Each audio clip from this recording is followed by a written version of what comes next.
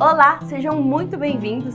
A sua presença nos enche de alegria. E tudo isso porque o que a gente quer mesmo é te levar mais uma vez por esse mundo maravilhoso do agronegócio. Está preparado? Então confira os assuntos de hoje. Um queijo com muita história e inspiração. Como produzir as orquídeas mais lindas do mundo. O sucesso da produção de cogumelos medicinais. Tudo sobre o cultivo de feijão. Começa agora o programa Revista Rural, a sua revista eletrônica do agronegócio.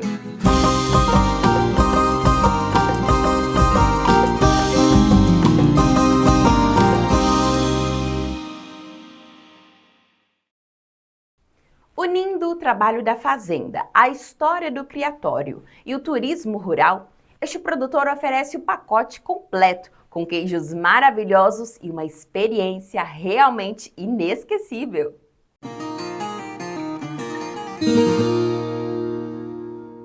Uma fazenda de café fundada em 1860, que na década de 30 foi comprada pela família Mata. De lá para cá, muita coisa mudou aqui na Atalaia. Inclusive, em meados dos anos 90, eles decidiram investir na produção de leite e criaram a sua própria queijaria. A ideia original da Atalaia, ou da nossa presença aqui na Atalaia, foi sempre podermos viver na fazenda, morarmos na fazenda e vivermos dela, de alguma forma fazê-la produtiva. E num certo momento que havíamos chegado aqui pensando mais no café, como uma lavoura que tocaria a fazenda e, consequentemente, a nossa permanência aqui, houve algumas dificuldades com o café e como a fazenda sempre produziu um pouco de leite, bem pouquinho, e aí minha mulher começou a usar esse leite, eram 40 litros de leite que produzia por dia. Ela começou a fazer queijos com isso. E nós achamos que vimos uma oportunidade com o queijo de nos mantermos aqui. E a dificuldade daquele momento com o café nos fez migrarmos para essa ideia do queijo, que era feito na cozinha de casa, que a minha mulher fazia o queijo, um frescal feito num dia e informado no dia seguinte e oferecido aqui na cidade. Começamos a investir em uma produção maior, obviamente, de leite e, paralelamente a isso, a processarmos esse leite, que num primeiro momento era um produto mais, vamos dizer, o que eu hoje chamo meio commodity, que é fazer frescal, queijo padrão e iogurtes, mas fazíamos de uma forma artesanal, caseira, e era comercializado nas residências de Amparo. A fazenda trabalha com vacas da raça holandesa, que produzem cerca de 3.500 litros de leite por dia. E para fazer com que os animais expressem seu máximo potencial produtivo, é preciso oferecer conforto para o rebanho. Aqui em cima a gente está num barracão que a gente chama de recria. Então aqui são os animais desmamados até a primeira inseminação. Então aqui os animais estão num processo de desenvolvimento de crescimento, né? Elas vão ganhando peso, vão se deslocando lote a lote até ela ter determinado peso e determinada idade, que a gente vai conversar juntas, as duas conversam entre elas, e ocorre a primeira inseminação. Então aqui a gente vai, além de ter esse trabalho de crescimento e todo o desenvolvimento do animal na parte de juventude, digamos assim, né? Que a gente vai chamar a novilha como se ela fosse uma adolescente, ela vai se desenvolvendo, e aí aqui a gente vai ter um trabalho que a gente chama de genoma, que é um teste que a gente consegue verificar o DNA desses animais. Então me mostra qualidades futuras que esse animal terá, para a gente poder já antes eu já saber se esse animal é um animal que compensa eu geneticamente multiplicá-lo ou se eu consigo conservar ela com uma barriga de aluguel, por exemplo. A gente seleciona os melhores animais com as melhores genéticas dentro das nossas necessidades. E aí desses animais a gente vai fazer um trabalho de superovulação, né? Então esses animais a gente vai retirar embrião delas e eu ganho esse tempo tanto de gestação desses animais quanto de vida, né? Às vezes uma doadora, que vai ser uma novilha dessa, ela pode gerar 10 embriões num protocolo só. Essa figueira existe desde antes da fundação da fazenda. E quem olha a estrutura aqui ao meu lado mal imagina que ela esconde um segredo. Nós vamos descobrir juntos nesse momento.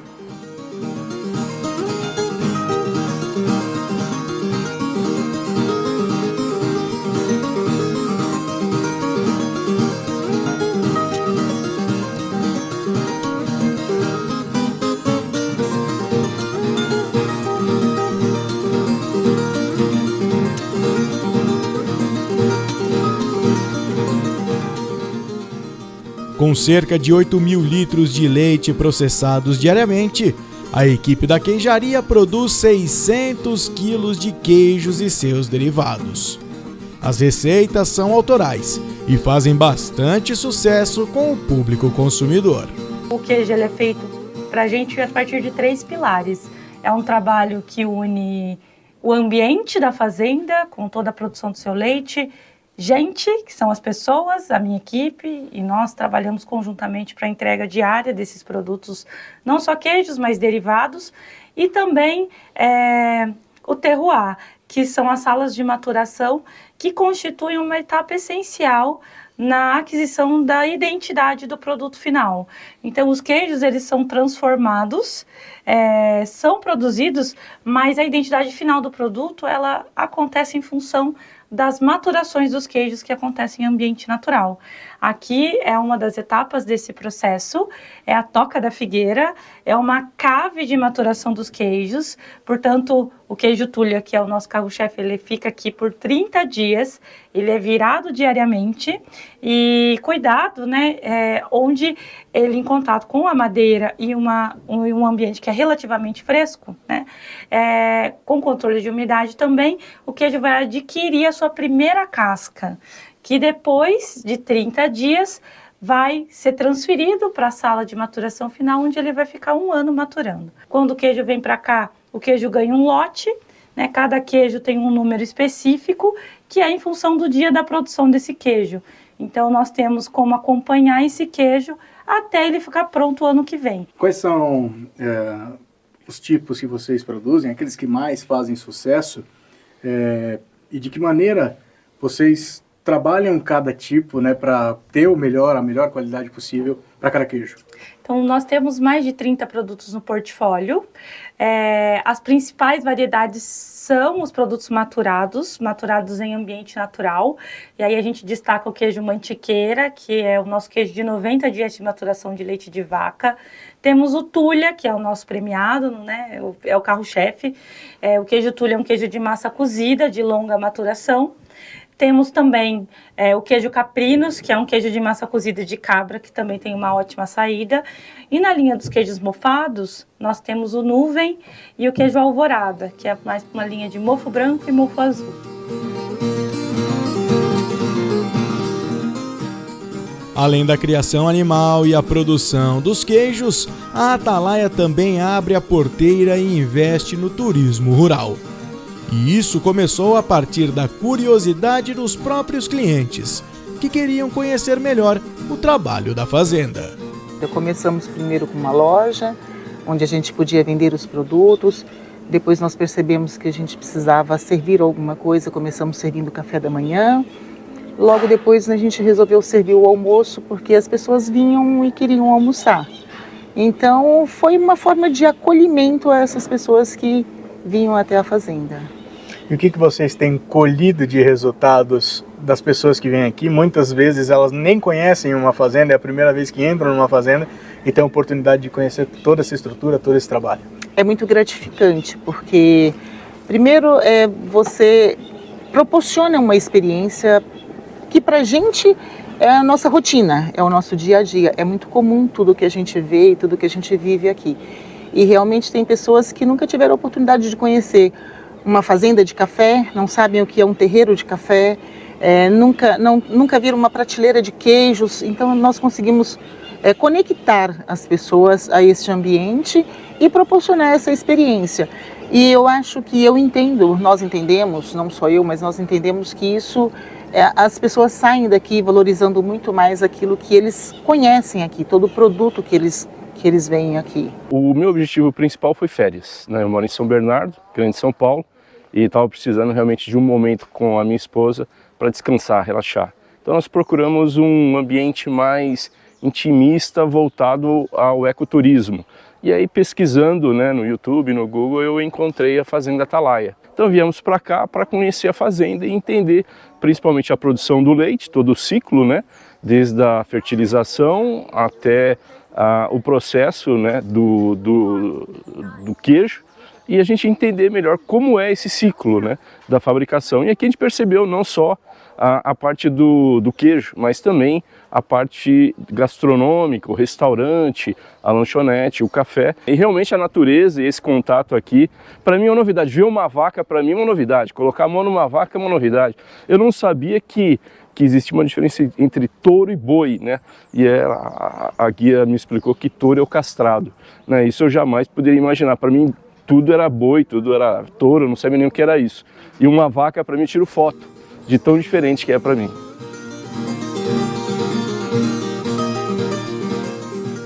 Com tudo isso que vocês construíram e seguem construindo, aonde vocês querem chegar com a Atalaia hoje? Hoje eu falo muito para os meus filhos que o que mais me encanta, vamos dizer, é tentar dar uma vida feliz para as pessoas que estão ao nosso lado. Então o negócio é cuidar das pessoas, e cuidar das pessoas é obviamente você prepará-las, deixá-las felizes, mas com grandes desafios também. Eu acho que nós vamos oferecer para o mundo e para o Brasil e para as outras pessoas de fora um patrimônio preservado e vivo. Preservado porque nós restauramos e vivo porque ela produz. As orquídeas são lindas, não é mesmo? E escolhendo a variedade certa e aplicando as técnicas dessa especialista no assunto, você pode produzir verdadeiras obras de arte no vaso.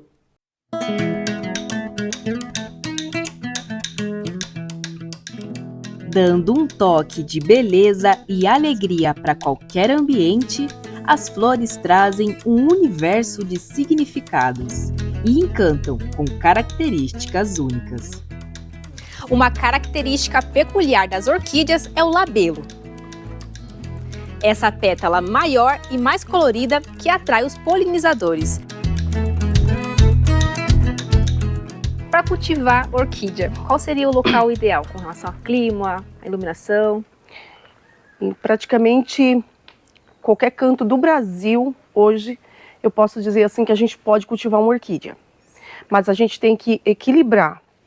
A gente tem que saber o local adequado, porque senão a gente compra uma orquídea e a gente vai perder ela por não saber cuidar. Por exemplo, sempre que você for colocar uma orquídea em um quintal, em um espaço que você tem, primeiro você planeja.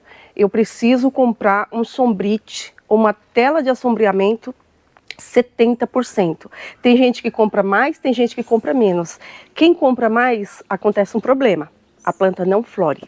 Quem compra menos, a planta queima. Então fica aquela coisa, 50% não é bom, 100% não é bom. Tem que ser 70%. A escolha do substrato adequado evita o surgimento de doenças, além de garantir uma florada regular. O substrato é importantíssimo por conta que existem fatores e lugares que são mais úmido e mais seco. Se você cultiva uma orquídea em lugar muito seco, eu vou te recomendar usar o esfagno. O esfagno mantém mais úmido por mais tempo. Aqui, esse é um oncídio e está plantado em substrato. Desculpa, em esfagno. Agora, para aquele lugar que é bem úmido, que você já fica preocupado, ai meu Deus, vou perder minha orquídea, também por conta da chuva, né? Orquídeas que ficam na chuva, elas apodrecem com facilidade. Então, a gente indica a casca de pinos, que também é um substrato de secagem mais rápida e corre menos risco de você perder uma orquídea. Quais fatores inibem a florada? Primeiro, principalmente para os iniciantes. Compra aquela orquídea linda, florida, chega na sua casa, nunca mais você vê flor. O primeiro passo, você tem que fazer um replante, porque geralmente o substrato vai envelhecendo, vai ficando ácido, vai criando fungos, vai ali naquele meio do substrato às vezes tem um caramujo, você não sabe, tem outros fatores também. E a orquídea precisa renovar. E o primeiro passo é você fazer um replante. Faça um replante com casca de pinos ou com esfagno, ou muita gente faz também só com pedra brita e funciona muito bem.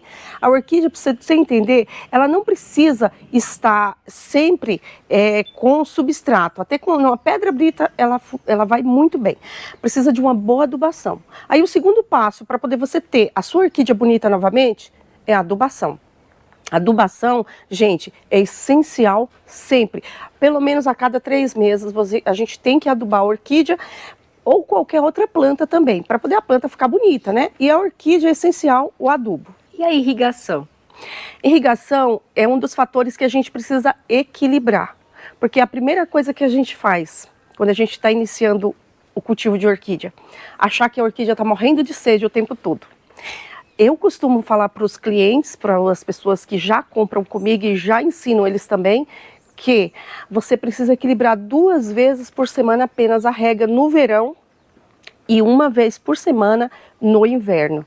Por quê? Porque a gente olha para as orquídeas e fala assim, nossa, essa orquídea está com sede, mas lá no fundinho, no meio do substrato, está úmido. Então ela não precisa de tanta umidade o tempo todo. Pensando em pragas e doenças, o excesso vai causar pragas, mas também tem outros fatores, né? Dá pra gente dizer quais são as principais pragas e doenças que podem aparecer? Se você adubar sua orquídea, você não corre risco dela pegar doença. É igual o ser humano. Quando a gente está aí sem vitaminas, sais minerais e outras coisas mais, a gente pega uma doença, né? Uma enfermidade com facilidade. As orquídeas do mesmo jeito. Primeiro começa com a boa adubação. E depois tem outros fatores também. Tem a cochonilha que vem, né? O pulgão, como muitos conhecem como canela seca, que são muitas doenças, né, que atingem o mundo das orquídeas. Outro fator também é a podridão negra, mas cada um desses fatores é vindo de uma forma diferente. A podridão é causada por conta de muita umidade. Vem a chuva e molha, vem o sol e seca, aquilo ali, a chuva chega, muitas vezes a pessoa cultiva uma orquídea em lugar aberto, vem a chuva e encharca a planta. Antes daquela planta secar naturalmente, vem o sol e seca muito rápido. Acaba dando a podridão, que é uma queima, ela queima, mas é uma queima amolecida. Dessas que você mencionou, perde totalmente a planta ou tem como remediar? Tem como remediar, mas no começo. Por exemplo, a cochonilha. Cochonilha, ela vai alimentando da seiva da planta, então ela faz aquela camada de cochonilha em um só lugar.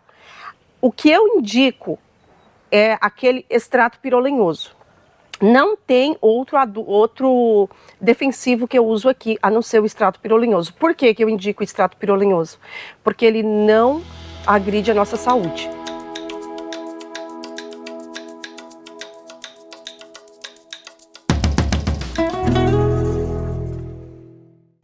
Tá gostando do programa? Então eu tenho uma dica especial para você. Acesse nosso canal no YouTube. Lá você vai assistir um programa ainda maior, com mais reportagens e muito mais informação. E lá você pode também assistir todos os programas anteriores a hora que quiser. Bom, né? Pois é, queremos você sempre bem informado e junto com a gente.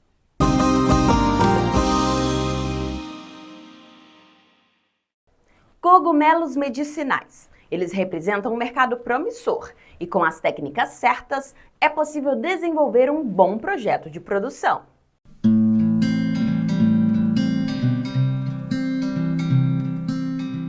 O cogumelo da espécie Ganoderma lucidum foge do habitual. Está diretamente ligado à medicina tradicional chinesa. Maria Camargo descobriu isso ao sair da empresa em que trabalhava após ser diagnosticada com uma grave doença. Eu fiquei muito interessada porque nunca tinha ouvido falar nesse cogumelo, embora eu sempre gostei muito de estudar os cogumelos e de apreciar até os cogumelos, mas eu nunca tinha ouvido falar nesse cogumelo medicinal em particular. A fim de aprimorar conhecimentos sobre o cultivo, ela viajou para a China, onde ficou 2 meses. Isso gerou segurança para começar o negócio. O Ganoderma, para você usar como chá, você precisa necessariamente cozinhar por pelo menos 2 horas. e o chá resultante é bastante amargo. Então, realmente não entra no gosto do brasileiro. Então, eu entendi que seria importante fazer um produto final onde o cliente, né, onde a pessoa possa usar diariamente. E aí fui buscar aprender a fazer o extrato. Apesar de ser uma produção de pequena escala, o Ganoderma requer bastante atenção, já que possui muitos processos.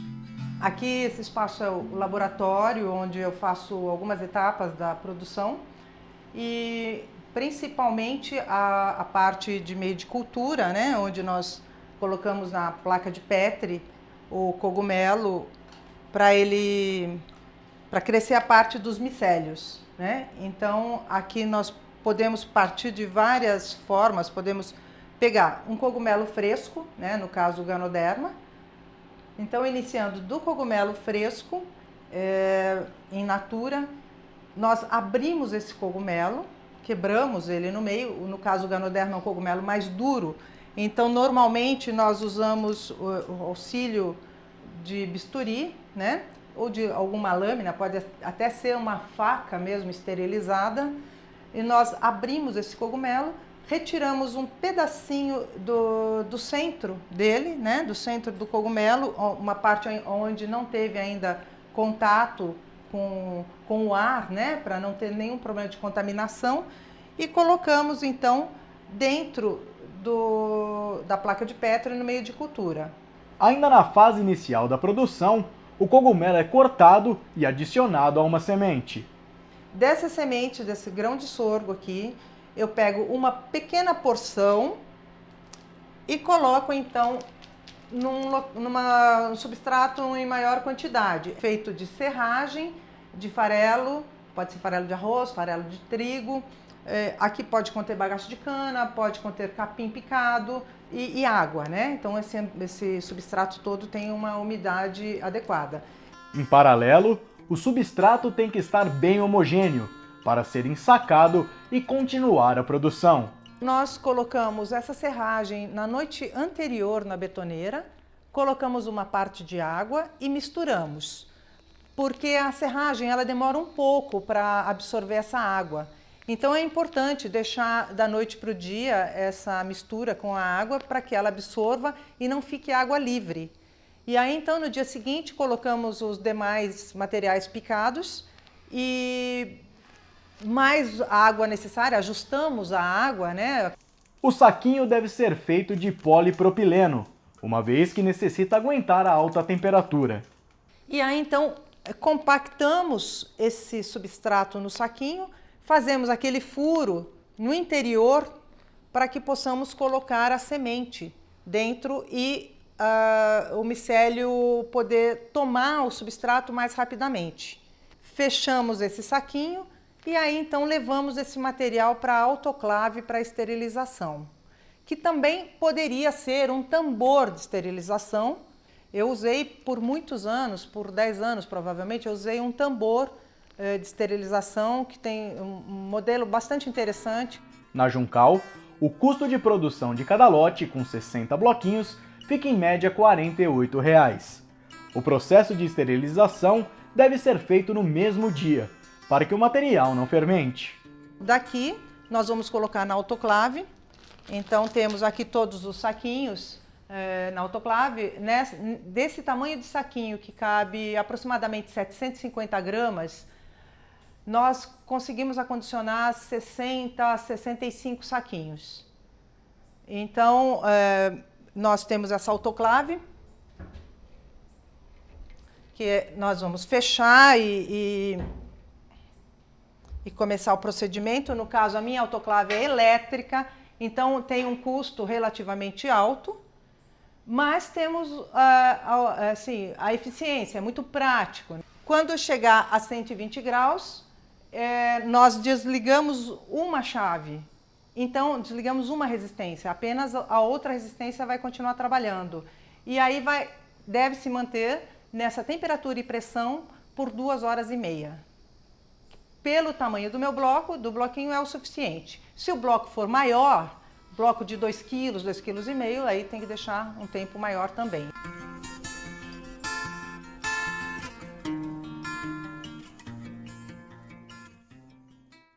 do pretinho básico ao carioquinha nascido em São Paulo. O feijão é um parceiro fiel da mesa de todo brasileiro. E com as técnicas certas, é uma boa opção de cultivo para produtores de qualquer tamanho.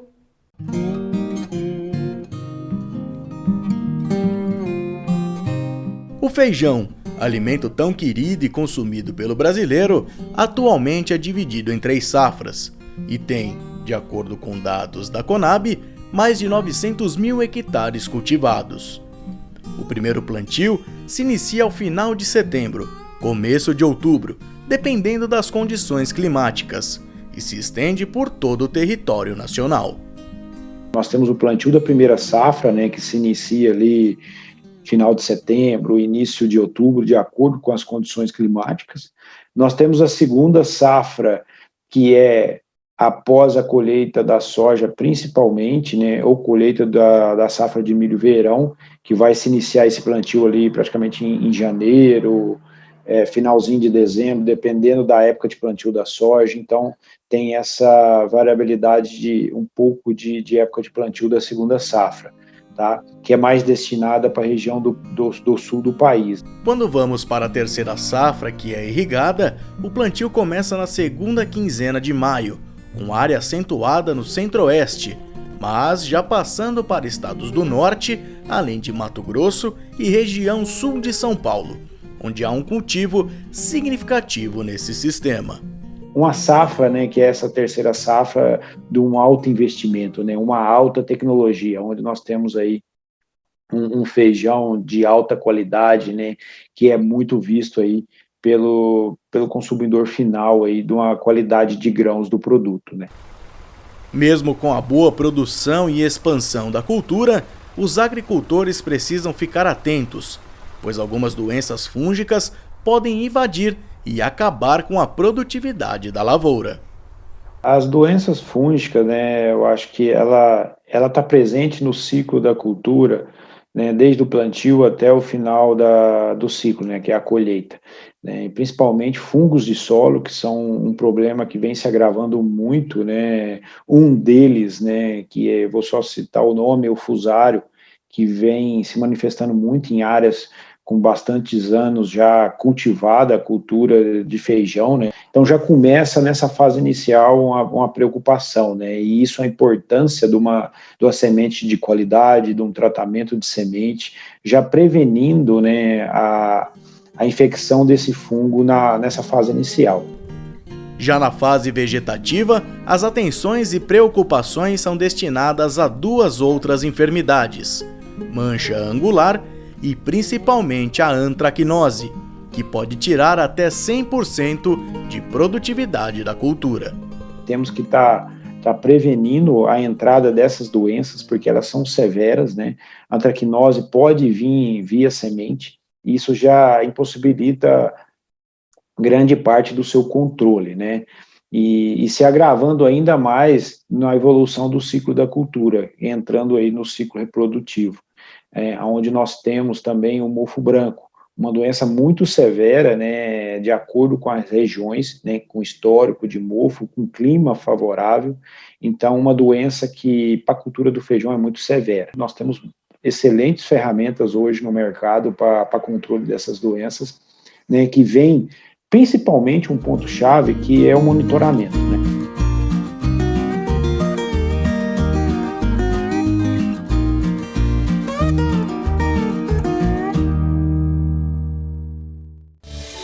Pena, mas chegou a hora de ir embora. Mas lembre-se, para assistir este ou qualquer programa anterior, basta acessar nosso canal no YouTube. Uma semana repleta de saúde e alegria para todos vocês. Um abraço e até a próxima!